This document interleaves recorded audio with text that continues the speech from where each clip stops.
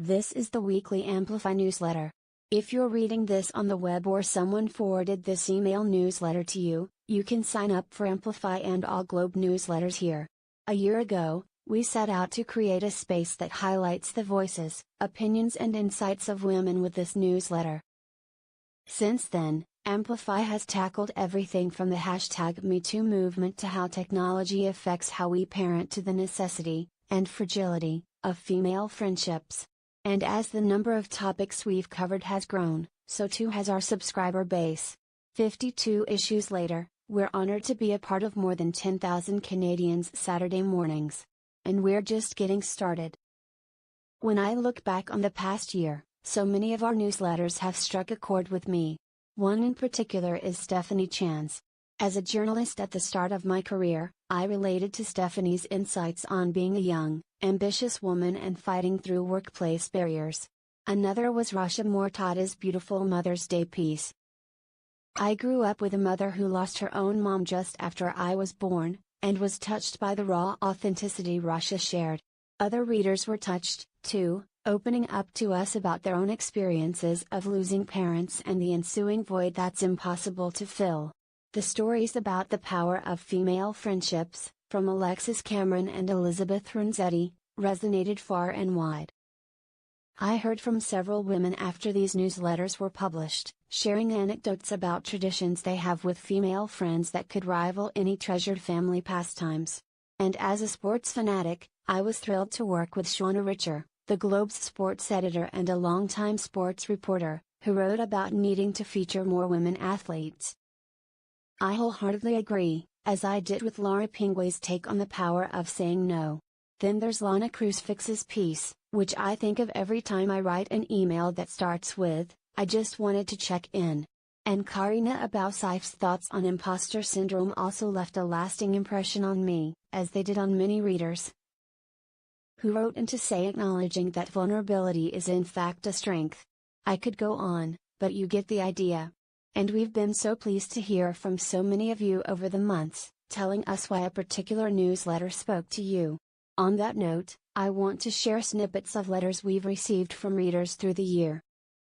Some are encouraging, others are inspiring, and all of them offer nuggets of wisdom, just as, I like to think, Amplify does. The next 52 issues will continue to touch on subjects women care about: motherhood, mental health and professional success, to name a few. We want to have more tough conversations, turning up the volume on even more women's voices, and encourage you to keep amplifying the women in your lives, too. Shelby Blackley, editor of Amplify on Succeeding at Work, speak up. Don't let others speak for you. Go after your next promotion or new job even if you don't think you're 100% ready. Be willing to take risks. Stretch yourself. Build networks and find mentors. Support other women. Dorothy Milburn Smith. If you are offered a challenge, never concern yourself with the notion that you might not be qualified to handle it. I guarantee that your male coworker is untroubled by any notion that he might not be up to the task in front of him. Say yes to opportunities and then dig in and do the work required to succeed at them. You will surprise yourself and grow in the process. Jill McRae on believing in yourself. Don't worry so much, or at all, about what others think. Trust me, it won't matter 20 years from now. Maria Coletta McLean on self-care. In my father's dying days he gave me the best advice I could have ever received. His words continue to resonate with me and I go back to them anytime I need permission to take care of myself. He said to me, "Baby girl," I was 39 at the time, "I see you taking care of everyone else but yourself. I see you making sure that everyone else is happy, but I don't see your happiness. Please don't get to where I am today with regrets. Think about what you need to be happy and allow yourself to have that, whatever that may be." As women, we tend to spend a significant amount of time taking care of others, making sure that their needs are met, that they are happy and cared for. When we forget to do the same for ourselves, we are at risk of burning out, becoming resentful and living with regrets. When we invest in ourselves and make ourselves a priority, we end up having more to give, and everyone benefits. Colleen Taylor on parenting. Kids will test your boundaries and that's fine. But they are not really prepared for a world without boundaries.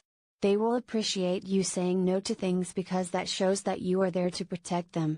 Deep inside they are counting on that protection. Jill McRae on Speaking Up. I want Canadian women to know, particularly outspoken women online, even more particularly Black women and women of color, that they're being heard, even when they think they're preaching to the choir or that their voices are falling on deaf ears. It wasn't until 5 years ago, in my mid-30s, that I started sitting back and listening to women on Twitter, and it is because of them that I now strongly and proudly identify as a feminist, and strive every day to check my privileges and blind spots. You are heard, and you're changing minds for the better. Janet Hatcher. Illustration by Jeannie Fond. Inspired by something in this newsletter? If so, we hope you'll amplify it by passing it on. And if there's something we should know, or feedback you'd like to share, send us an email at amplify@globeandmail.com.